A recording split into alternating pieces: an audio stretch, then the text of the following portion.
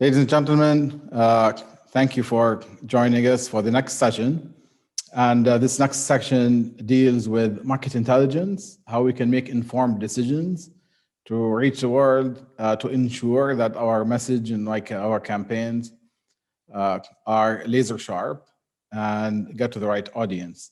With us today is Justin Reid from TripAdvisor, and Ms. Vukmanović of USAID.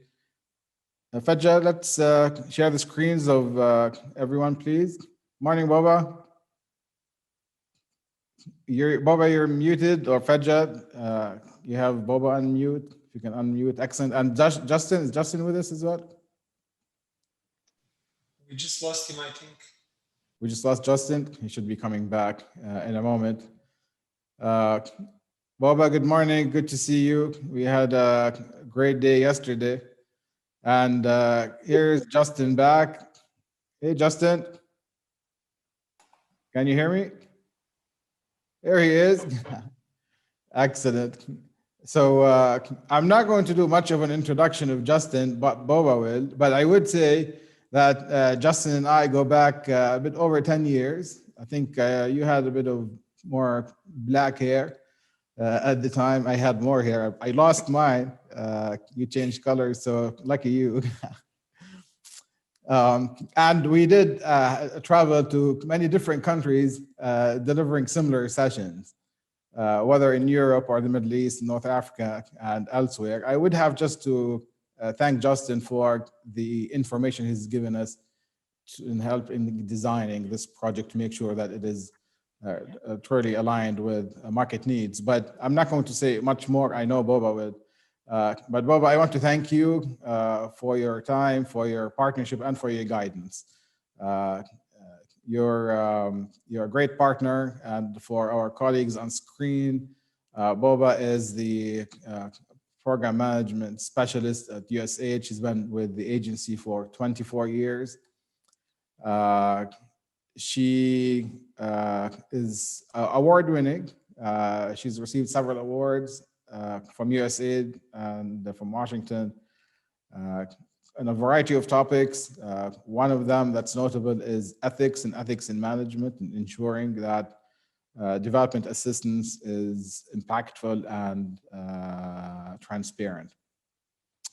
Baba had a key role, of course, in designing this particular program as part of her experience designing really complex economic development projects in a variety of areas, particularly in terms of economic development. So with this, I would turn it over to you, Baba, to lead us in this session. Thank you very much, Ibrahim. Good morning, Justin. Welcome to, and thank you for joining us this morning. We know how busy you are, but this is very important session for this country and project for this country. So before we start, I would like to say a few words about Justin. Justin serves as the destination marketing manager at TripAdvisor. His portfolio involves Europe, Middle East, and Africa. With this great experience, I'm confident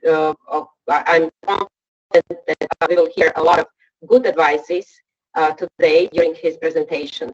At this point, I would like to basically say that Bosnia and Herzegovina is a beautiful country. Just I'm sure that you have been to Bosnia and Herzegovina having this wide portfolio, and that you know and that you have heard about natural beauties, national park, the good the culture and everything else, basically what could attract a lot of tourists. But is that enough? I'm sure that we will hear from you today what else we need to become more competitive. Who are our competitors? What else we basically need to improve? With this, we can say about improving worker skills, the hospitality, and other basically trainings basically that we need to perform. I'm happy to hear from you also about your experience in other countries. and also we know that we have COVID-19 situation. We would like to hear today, what do you think that this crisis basically will end?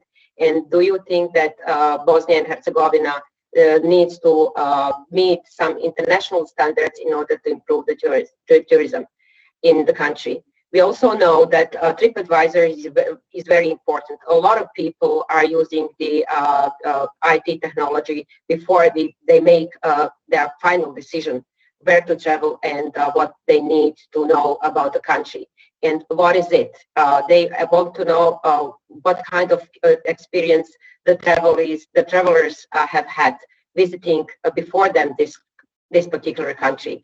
This is basically the final terminator for somebody to come and to make the decision. So having the beautiful country is not the only thing why people would decide to come. I'm really excited to hear your presentation today. I also encourage the audience to ask the questions, and I'm sure all together we'll find interesting things and have fun.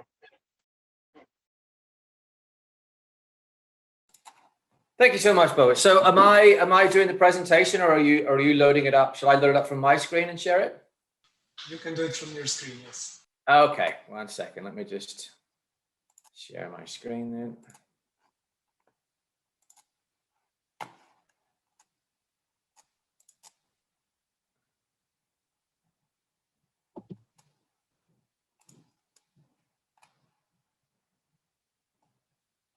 And if you can give me a thumbs up if you can see it.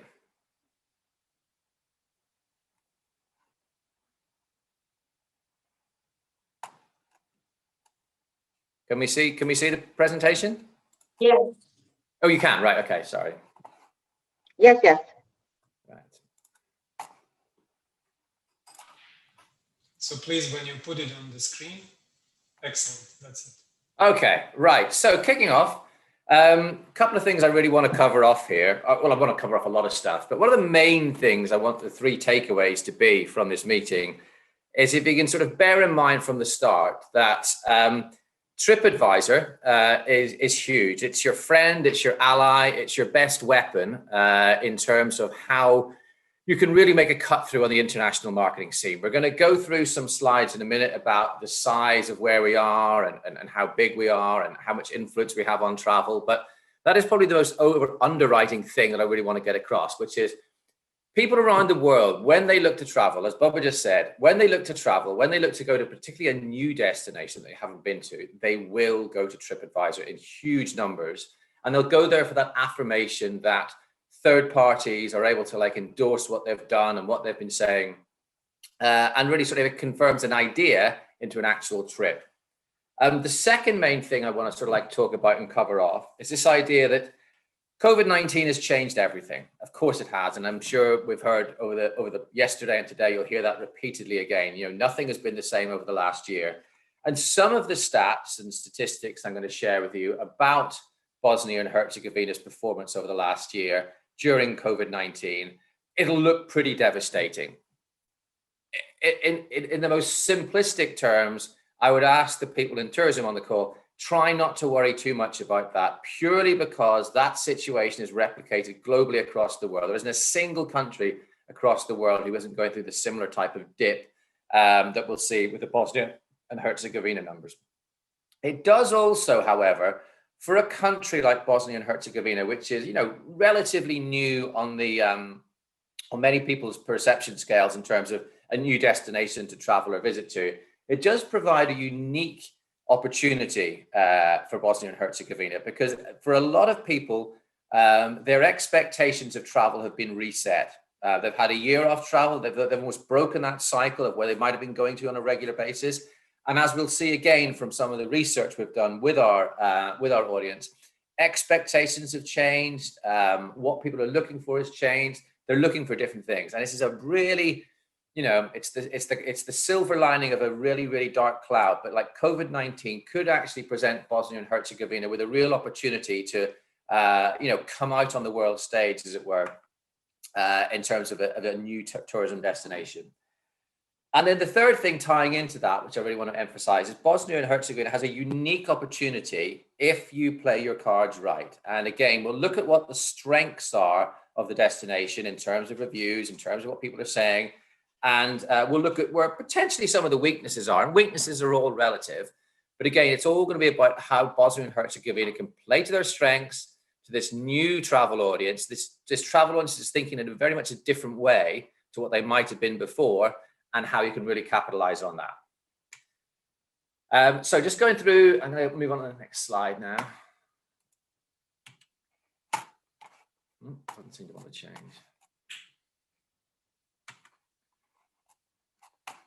One second, sorry. There we go. So just to basically a welcome slide. One thing I would point out as well about myself is I used to be the digital director for Visit Britain for a number of years, starting in the beginning of the 2000s, which was like the onset of websites. You know, it's strange to think back. Well, it's strange for me to think back. As Ibrahim said, I used to have a few less gray hairs, but when I started out my journey in the travel and tourism sector, there was no such thing as, well, there was such a thing as a website, but no one really took them seriously. It was all about brochures and sending out a brochure and trying to inspire people that way. We went from websites to, you know, discriminate websites all over the place, lots of DMOs that have lots of different websites, to this notion that it should be one singular call to action, which became visitbritain.com. Okay, now it's strange to think, but back in the start of the 2000s, Visit Britain would have had 20 different websites, 20 different website names, different ones for different countries, all having a different message. So bringing that all together is, again, if Bosnia and Herzegovina isn't currently doing that, then that's something that's really, really key to work on, bringing all your assets together under one umbrella. Then we had the onset of social media, which again started off as something of a fad, but then became incredibly important, incredibly popular, and actually overtook in a lot of cases overtook the website as being like the initial point of call for inspiration.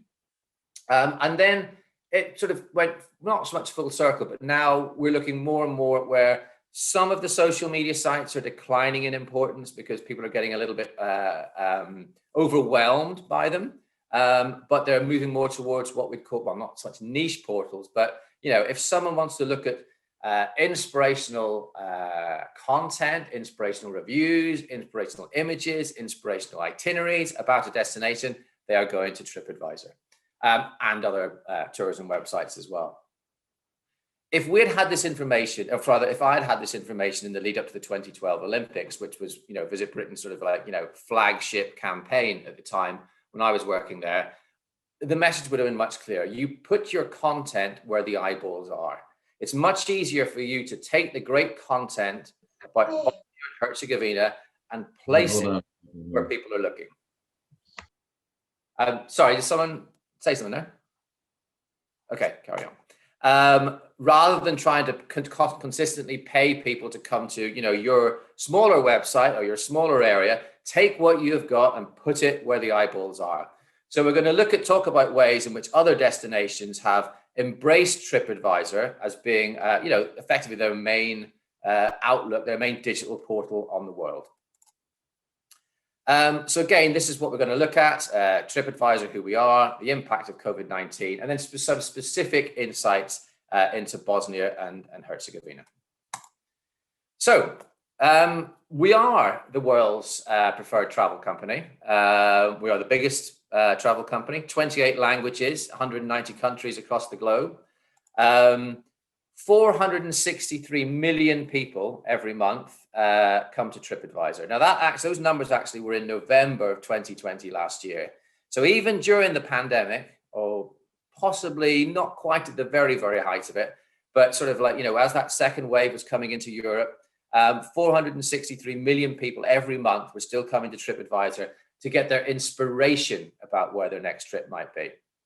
Beyond that as well, 878 million contributions were made. So that's people leaving reviews, uploading photographs. You know, an average of every visitor was loading up to contributions to content across the year.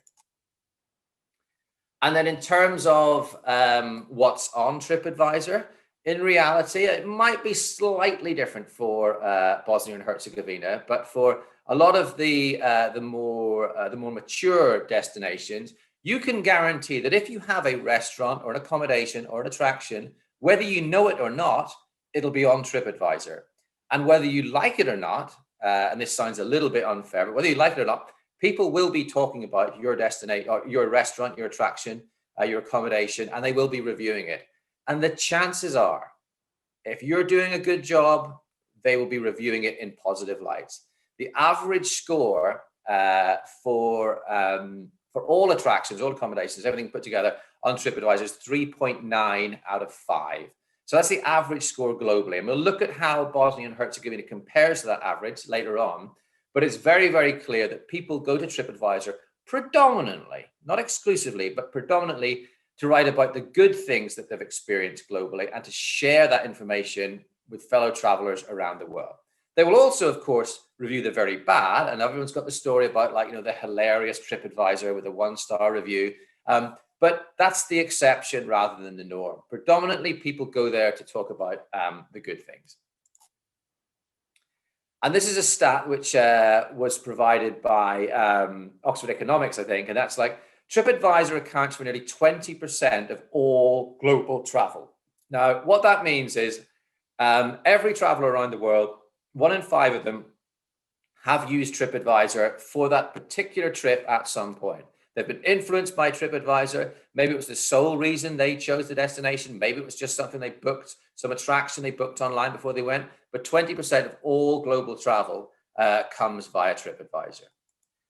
And in 2019, this manifested itself with $605 billion worth spent on travel globally, and 36 million individual trips being taken in 2019 solely because of TripAdvisor.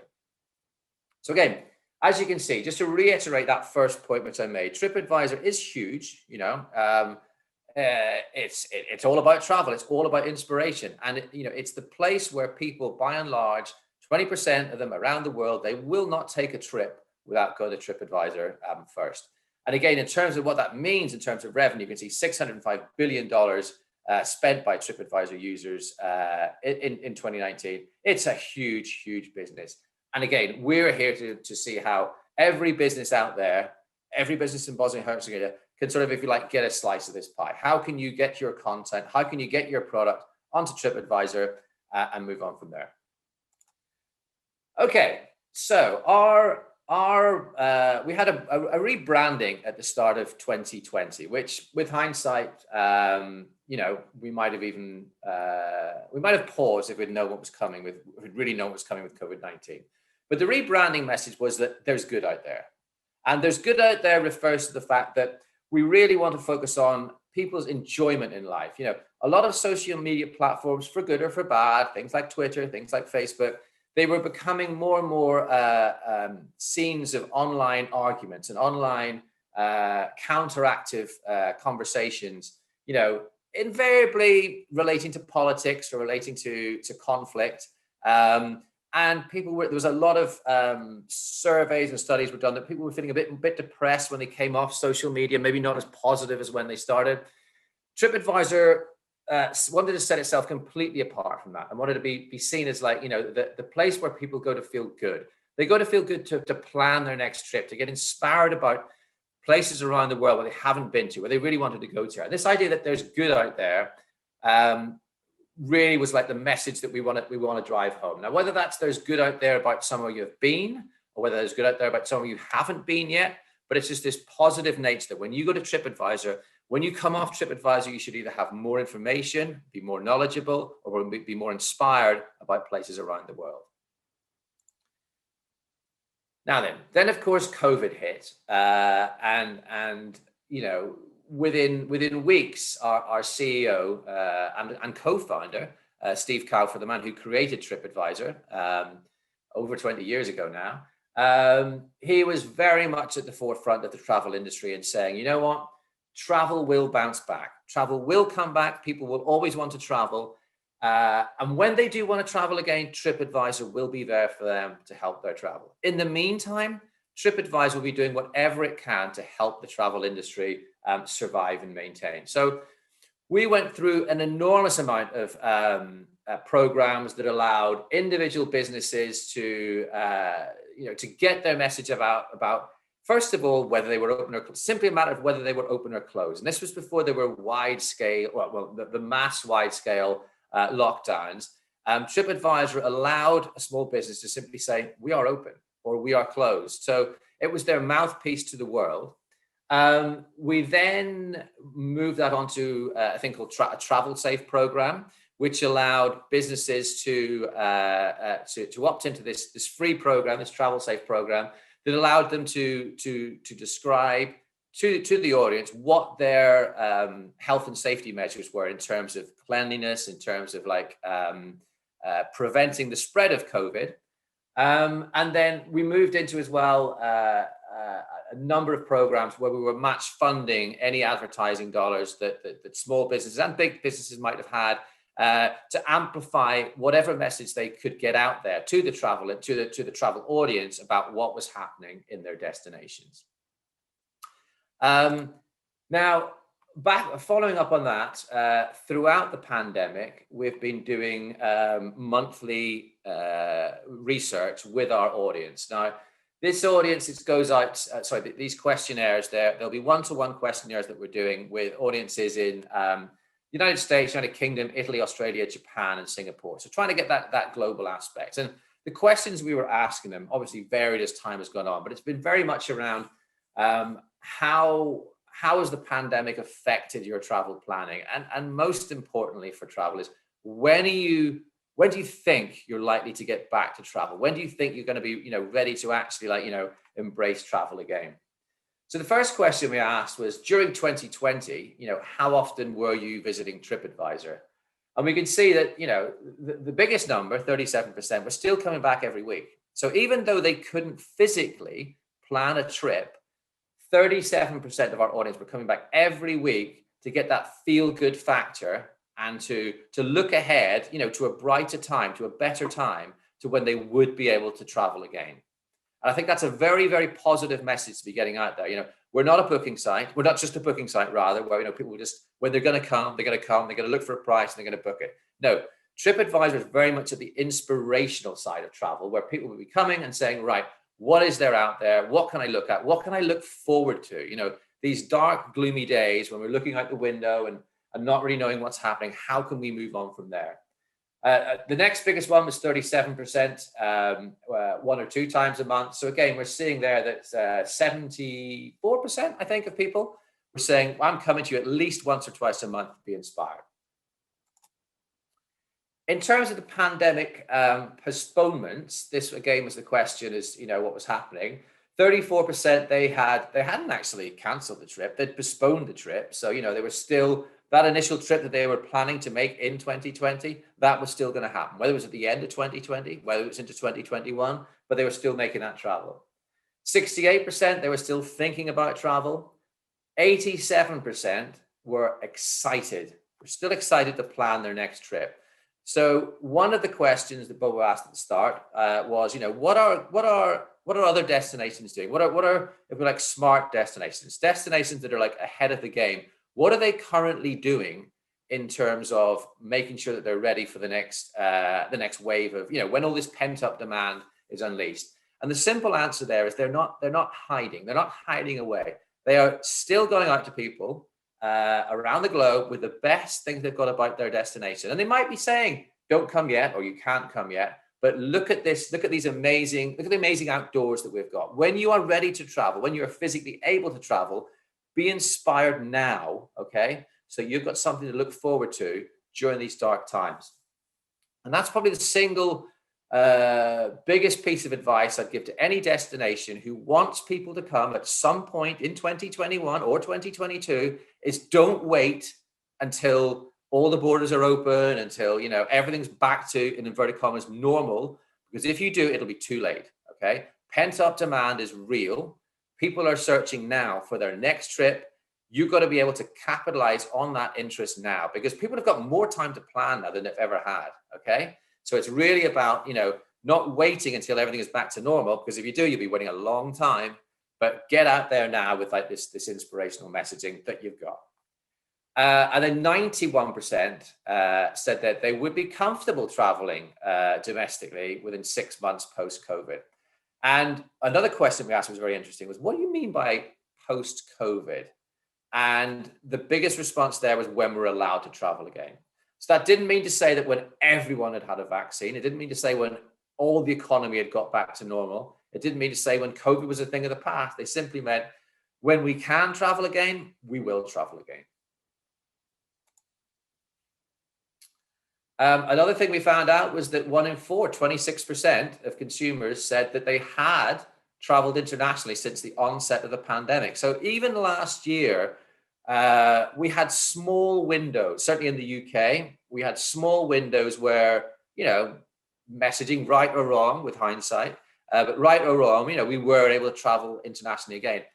Everyone in my team, most of the people I know, they took that opportunity to say, right, we've been cooped up inside for 3 months now. We can travel again. Now, whether that was a jumping in the car and going for like a long weekend somewhere, or whether that was getting on an airplane and going to one of the countries that was open, but most people, as soon as they were able to travel internationally, or not, sorry, not most people, 26% of people, as soon as they were able to travel internationally, they did so, you know, and that was during a period when there was no vaccine, when there was no definitive end in sight. So again, I think looking forward, 2021, it won't be in Q1, unfortunately. Could be Q2, definitely in H2. We're going to see international travel coming back strongly. The reasons for them not traveling, the number one thing was the fear of contracting COVID-19, uncertainty about closures and restrictions, government mandated travel restrictions. Certainly in the UK, that was probably the biggest thing. And then uncertainty about a destination's closures. So again, when the time is right, which in some cases, you know, might be closer than others, but this is the information that a destination needs to start, you know, not necessarily leading with, but certainly having this information ready so that, you know, what are those restrictions around a destination's closure? What's restrictions at the airport? If I fly in to a country, will I have to quarantine for 10 days? In which case, I'm probably not going to travel. When are those quarantines likely to be lifted? What's the restrictions around someone who's had the vaccine versus someone who hasn't? What's the restrictions around needing a test before you get in there and hasn't? So again, these are all the questions that travelers are asking. And in terms of what will help them travel again, free cancellations. So this was by far, well, not by far, but was the biggest thing that was on there. So if I book a trip, if I take a gamble now and say, right, I'm going to book a trip to Turkey, to Croatia, to Bosnia and Herzegovina. If I'm going to book a trip to go there, and for reasons outside of my control, such as the borders are closed or such as the UK is shutting down airports, will I get my money back? Because if I can guarantee that I'm going to get my money back, then I'll take that gamble. I'll be willing to travel. But if I don't have that peace of mind that, you know, if right in the back of my mind is like, well, hang on a minute, I could lose all my money here, then I'm probably not going to book. The second thing was up-to-date information on local restrictions. So again, when I get to a country, what will I be able to do? And then the health and safety scoring system. So does that country have a good track record in terms of, health and cleanliness? Now, we'll look in a bit later on about what health and cleanliness means to a lot of people. And a lot of it is the outdoors, which plays in very, very positively to Bosnia and Herzegovina. And then discounts. Discounts normally was always number one. So discounts now has dropped from the number one thing that would get someone to travel to only the fourth most important one. You know, it is really about that idea of peace of mind, whether it's financial peace of mind or health peace of mind. That's what people are looking at. And then comparing pre-pandemic with post-pandemic. So this again is all about this idea that things have changed over COVID, okay? Things are not the same, you know, even when people will travel again, you know, their behavior patterns will be slightly different. And it's all pointed towards 67% of people say that I now spend more time researching online the destination I'm going to travel to. So even more so than before, where there used to be a notion that people would like say, right, I'm going to Spain. And I will use TripAdvisor to decide which hotel I'm going to and what things I'm going to do there. That's really has evolved a lot now into people spending a lot more time researching at the pure top of the funnel as to, you know what, if I'm going to go somewhere on holiday, I'm open to the idea of going to a lot, you know, things have changed. Okay. I'm probably not going to a big city. I've got lots of options. Where am I going to go? 67% spending more time researching on that initial one. 62% rather, spending more time on reading the reviews. Again, even more importantly, reading the reviews. And again, working down there to the 43s and 41s about, you know, I personally will leave more reviews about where I have been as well. Now then, this is where I think it's a real opportunity for Bosnia and Herzegovina to potentially, capitalize on this new mindset. So 2/3 of people said they plan to take a road trip as their first destination, or as their first holiday post-COVID. 83% of people said they plan to take a road trip to explore nature. And 81% plan to take a road trip to see the family. So maybe not that last one, but certainly those first two. This really, really ties into what the strengths of Bosnia and Herzegovina are, from what I've been told and from what I've seen, and from all the inspirational imagery that I've seen, is the idea that they don't want to go to the big city. They don't want to take, like, you know, the crowded break with lots of people around them, and this new inbuilt sort of like phobia around having people too close. They want the great outdoors. They want to go somewhere where they breathe in the fresh air, where there's not, like, you know, 50 people around them at the same beauty spot, you know, all cramped in, looking to take the same photograph. They want to explore nature, and they want to get out in the wild open road. So this is a really, really good opportunity for Bosnia and Herzegovina to lead with this message that you have got these unique opportunities, these unique sites that people wouldn't have seen before. You know, people might have heard of them before. People might have, like, you know, might even recognize the odd picture. But this is a real opportunity to, you know, be the first to market with the early adopters, you know, the inspirators, as it were, to really get out there and do something that people haven't seen before. And again, this one ties back a little bit to what we were saying about people are looking for inspiration. So 95% of our travelers say they want to hear positive stuff from brands or destinations. So again, I know in some platforms there's been a backlash, you know, particularly when COVID restrictions are on. And, you know, if you open up your newspaper and you're seeing about, you know, the latest number of COVID cases and sadly the latest number of deaths, you probably don't want to see a big full page advert there about someone lying on a beach saying, here I am enjoying Antigua or something like that. But if you're on TripAdvisor, you're looking for a trip, or you're looking to plan your next trip. So our audience is saying, no. If we're on TripAdvisor, we want to be inspired. We want to hear positive stuff from, whether that's restaurants, or that's hotels, whether that's attractions, whether it's the destination itself, or whether it's an airline, or whether it's, you know, whatever it might be. They're saying, no. We do. If we're on TripAdvisor, we want to be inspired by this type of stuff.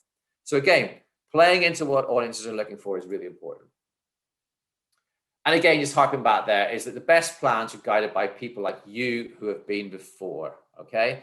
So this really, really does tie into what TripAdvisor's core thing is. It's fellow travelers recommending to potential other fellow travelers, you know, where is it that we'd like to go? Where is it that we'd like to go? Tell me what you've seen. Tell me what's good. Tell me what's bad. Don't let me rely on just, you know, one voice, which might be the official government thing saying, yes, come here. Tell me what other travelers have experienced when they're, so I can make up my own mind. And this has manifested itself with TripAdvisor being the #1 travel site in terms of trust. So this was a global Hanover research that was done, and it was compared with Expedia, with Booking.com, with Trivago, and they all came back, universally all came back and said the #1 site that we trust is TripAdvisor. Now, Booking.com and Expedia.com might have more bookings, but that will have come as a result of the trust gained on TripAdvisor, and where, if you like, we're driving people down the funnel so that they may book on some of those other sites, but they made the decision about where to go to, and what to do, and where not to go to on TripAdvisor. Drilling down a little bit further there, 7 out of 10 travelers say that at some point during their journey, they will read reviews. 85% say a fresh perspective from a fellow traveler is the most important thing when reading reviews. 9 out of 10 travelers say TripAdvisor makes them feel more confident in their bookings. And right now, confidence is one of the biggest things that a destination can have. If you can have hundreds and hundreds of reviews, hundreds and hundreds of forum posts, all saying, I went to Bosnia and Herzegovina, it was safe at the airport, I felt comfortable, there was lots of hand cleaning stations. When I got there, it was incredible. The great open outdoors, I was able to see things I didn't expect to see. I felt refreshed, I felt revived, I felt healthy. This is the sort of stuff that's really going to resonate with that global audience. And again, just to repeat it again, you've got the product, we've got the audience. Let's have your product in front on our platform in front of our audience, and that's going to be the easiest, not the simplest, not the quickest. Well, yes, the quickest, the best way of getting as many potential travelers' eyeballs on your destination as possible. And then when it comes to what people do when they come to TripAdvisor, I think that second one there, when researching ideas about where to travel. So the equal biggest thing, it is that idea of what they're going to do, where they're going to go, what is it they're going to do, what the overall destination they're going to go to. That's what the biggest thing, or the equal biggest thing now is for people coming to TripAdvisor. So that's sort of a quick overall, well, that's an overall view of how important we feel TripAdvisor is for a destination. We're going to look now at some of the specific insights about what's been happening for Bosnia and Herzegovina over the last year and who some of your competitors might be. So this basically looks at the green is 2019 and the gold, yellow is 2020, okay? Now, and this is for people looking at Bosnia and Herzegovina on TripAdvisor. So we can see that January and February of last year, you were about the same year on year, okay? So I would normally expect a destination like Bosnia and Herzegovina, because it is relatively new in terms of being a destination. Well, I know it's not new, but in terms of being a aspirational destination, it's, the message is just getting out there. So I'd expect that to be a bit more incremental year on year. Nonetheless, March hit, COVID hit, the world shut down. And of course, things just dropped off astronomically for Bosnia and Herzegovina, as they did for every other destination around the world. Sadly, that was just a reality for everyone. We then saw a gradual increase throughout the summer months, which again was symptomatic of somewhat of an early easing of lockdowns in a lot of countries, a false sense of security that perhaps we were over the worst of the virus. So that we saw that in August, it had peaked back up again, the same as it does for every year with Bosnia and Herzegovina, but then a retraction back down in the December months. And if we look at what that looks like year on year, we can see that the worst time for lookers was actually April, when you were 77% down year on year. Now, comparing that with some other countries, such as, just off the top of my head, Ireland, the UK, France, Spain, they were down even more than that. They were down in some cases 90% year on year. Literally there was nobody looking compared to what it had been the previous year. Gradual recovery in terms of year-on-year difference over the summer, and come December, getting back to about roughly half of the number of lookers of what you had last year. That's actually not too bad compared to everyone else globally. Some places have really jumped out. Dubai and the UAE in December was actually, can you believe, up year on year.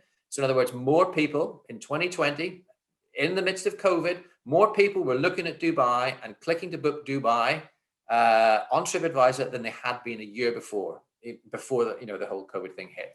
Now, a lot of that was down to this compression of the funnel. Okay, so people in the UK, they wanted to go somewhere. They wanted to escape what they were doing. They wanted to go somewhere on holiday. They wanted some sun. More or less everywhere else was shut. Dubai was open. So everyone sort of focused their energy to go to Dubai. Now, I think there's going to be a backlash on that. And I think Dubai is going to, I don't wish these things on any destination, but I think Dubai is going to see a spike in its numbers. We've seen the travel corridors from the UK to Dubai closed again. So again, it was a short-term peak, but nonetheless, it showed that, demand was real, pent-up demand was absolutely real. And as we look into, we thought January would be a little bit more positive, but then the new various strains, the Brazil variant, the UK variant, the South Africa variant, it's caused travel to sort of like stay stagnant. But we still firmly believe that, the end is in sight. We're now talking in the UK about 90% of all over 80s have now been had the vaccine. So we're not out of the woods yet, but at least there is an end in sight, and that end will probably come sometime in Q2, certainly in H2. And by the end, I don't mean eradicated. I just mean that people will be able to travel again. Now then, in terms of who your main markets are and who's looking at Bosnia and Herzegovina, this is actually a very, very, very positive slide, okay? 72%, and this again looks at pre-pandemic. So pre-pandemic, 72% of all people looking at Bosnia and Herzegovina were from an international. So again, in terms of bringing money into the country, this probably is your strongest point. Most countries, it's round about 50-50 split between international and domestic.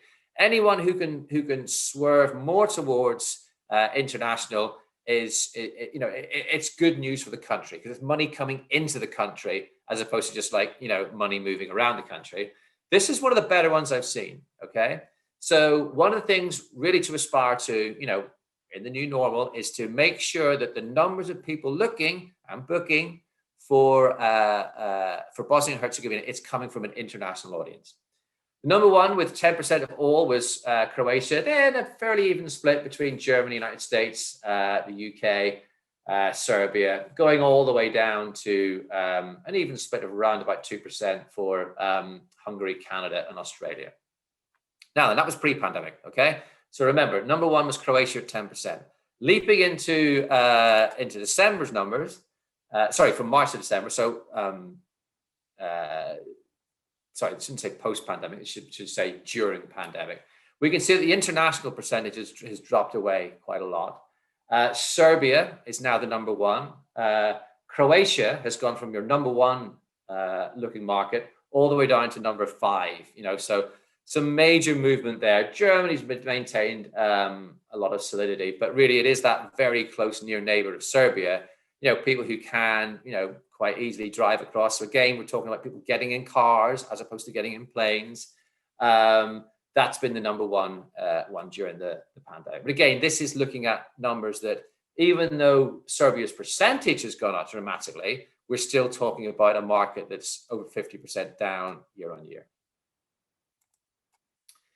In terms of the clicks to book, now clicks to book is where someone's actually purchasing something. So on the one hand, we've got lookers, which is great because if someone's not looking at your destination, they're certainly not going to click to book.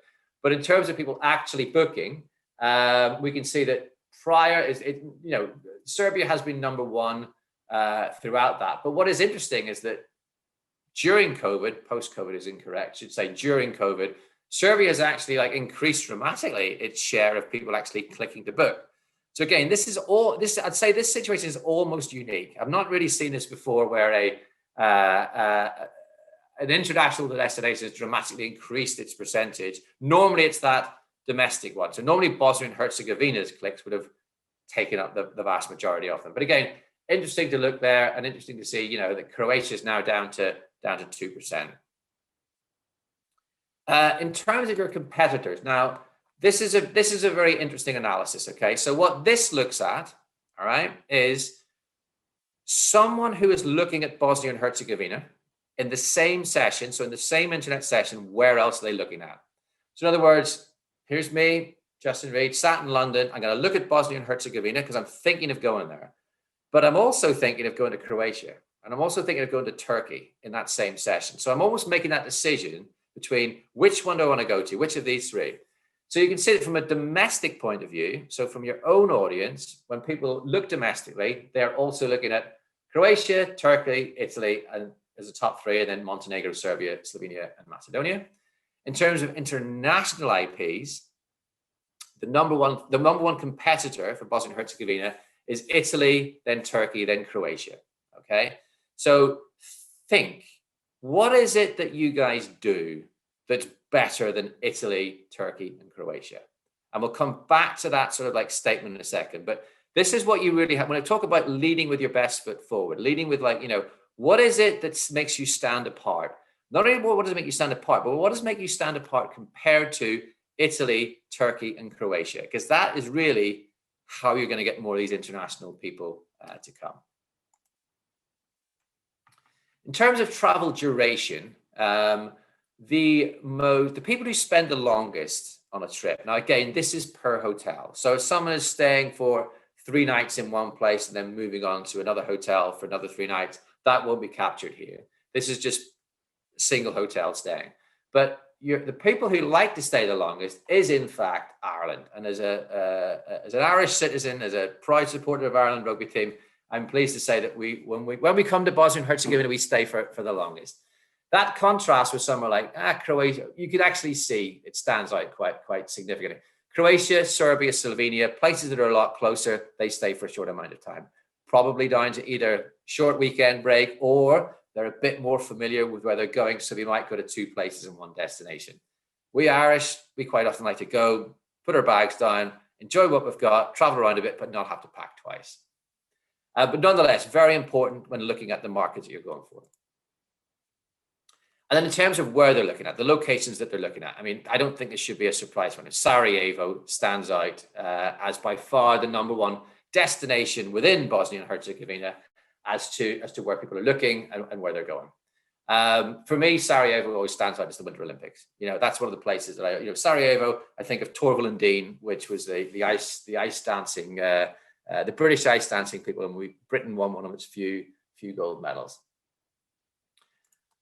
And then traveler ratings. Now here we're getting into, again, what is your strength, okay? So the average accommodation rating for all accommodation within Bosnia and Herzegovina is 4.23. Now, at the start of the presentation, I mentioned that the average global rating is 3.9. This is great. This shows that on average, people leaving reviews about accommodation in Bosnia and Herzegovina, they like it better. You're doing better than the average, okay? Very nice. 4.23 out of 5 is pretty good going.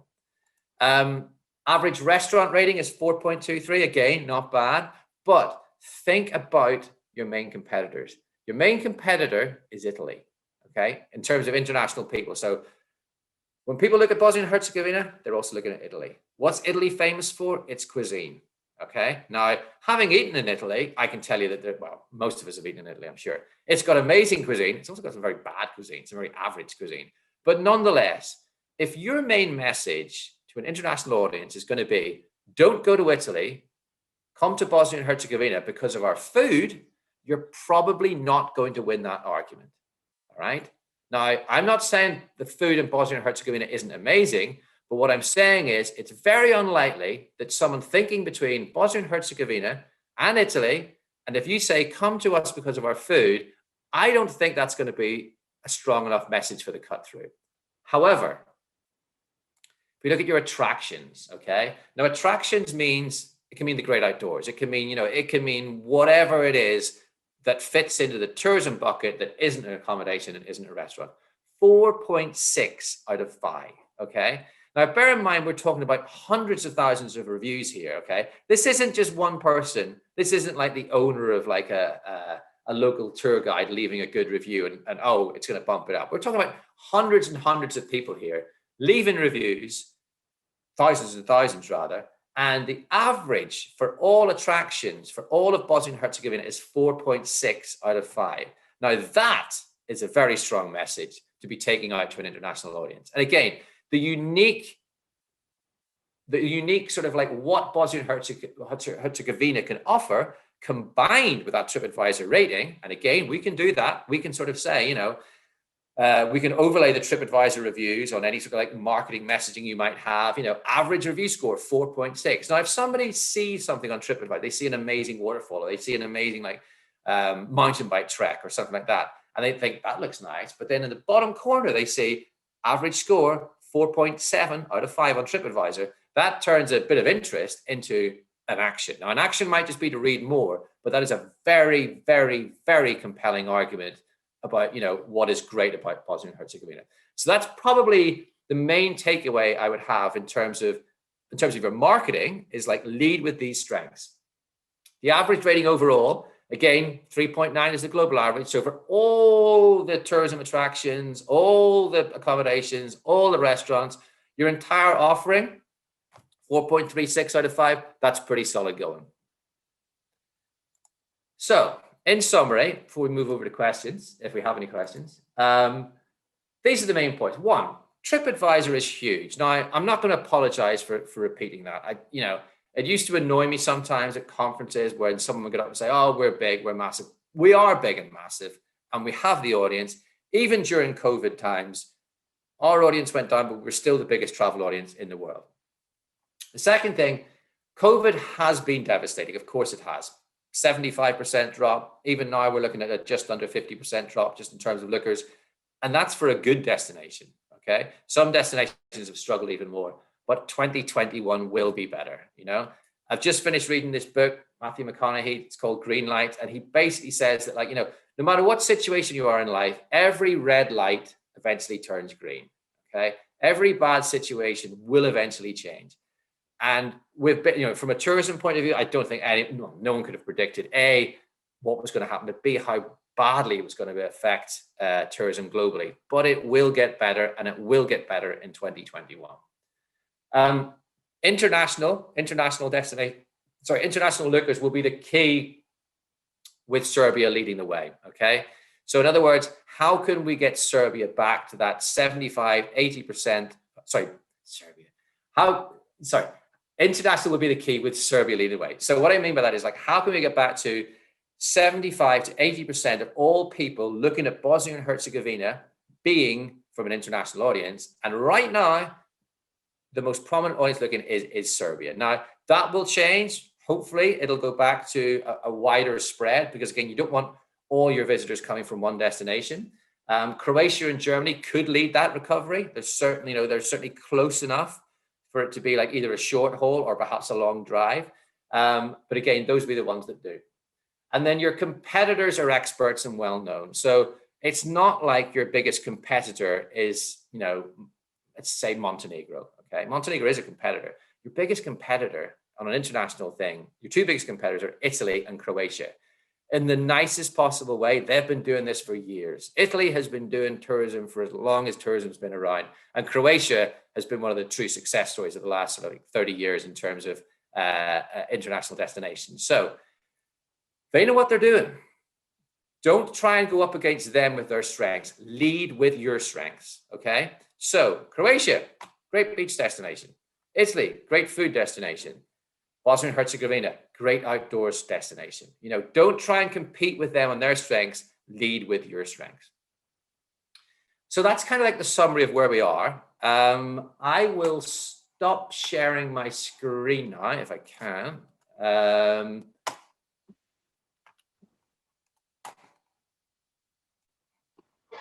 And pass it over to any questions that we might have. Justin, this was a great presentation. I really enjoyed very much. You actually answered most of the questions that I introduced and that I asked during the introduction phase of this presentation and this panel. But I'm not surprised that Serbia and Croatia are our biggest markets.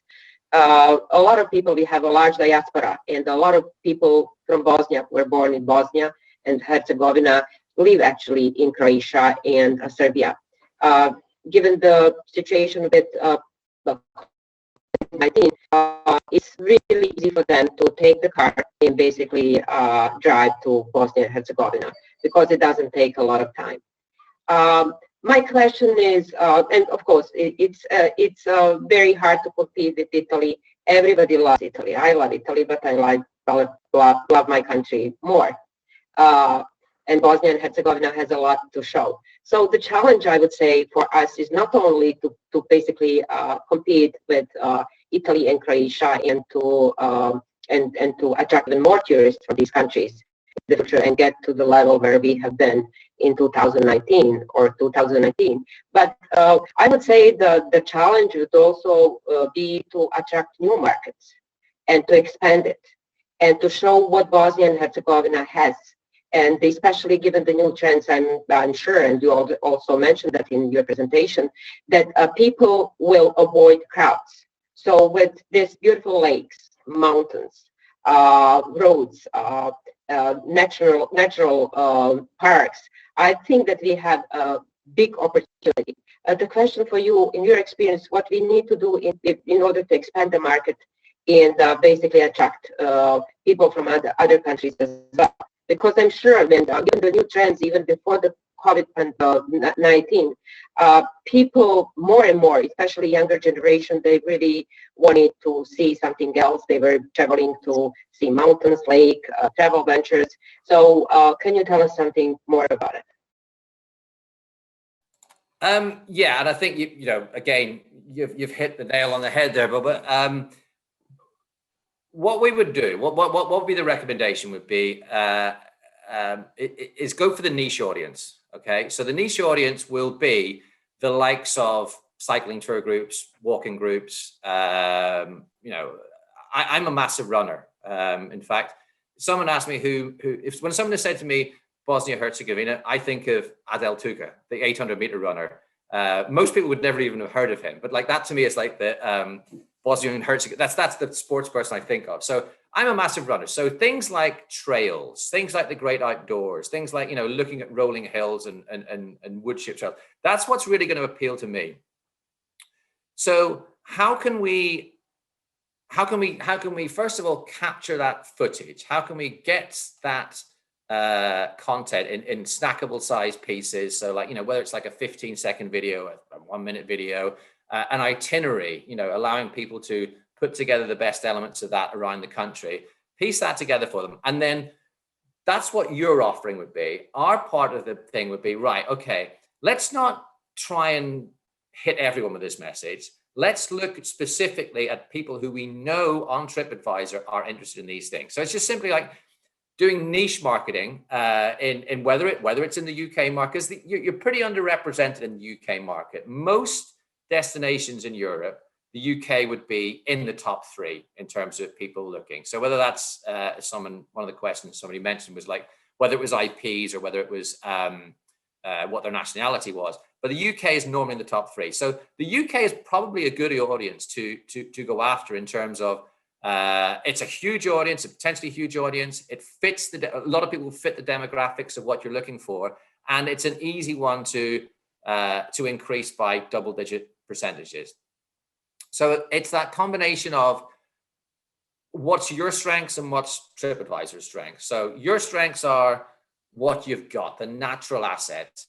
Our strengths are to say, okay, well, let's look at what your market penetration is in these markets. So let's say you're currently attracting, and to be honest, it should be quite easy. It should be quite easy to get these improved. Let's say you're reaching 0.5% of all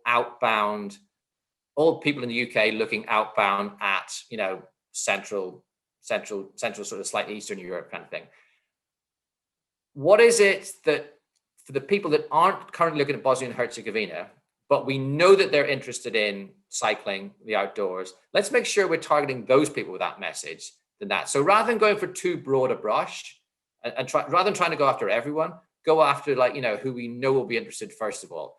Then after that, let TripAdvisor's strengths do the work for you, okay? So that means that you have a great place, we have a good audience. We get our audience to go to your place, then every single person on the call then has an opportunity to give that person a great holiday. So the tour operator or the attraction owner, they'll have a great time. The restaurant will be good.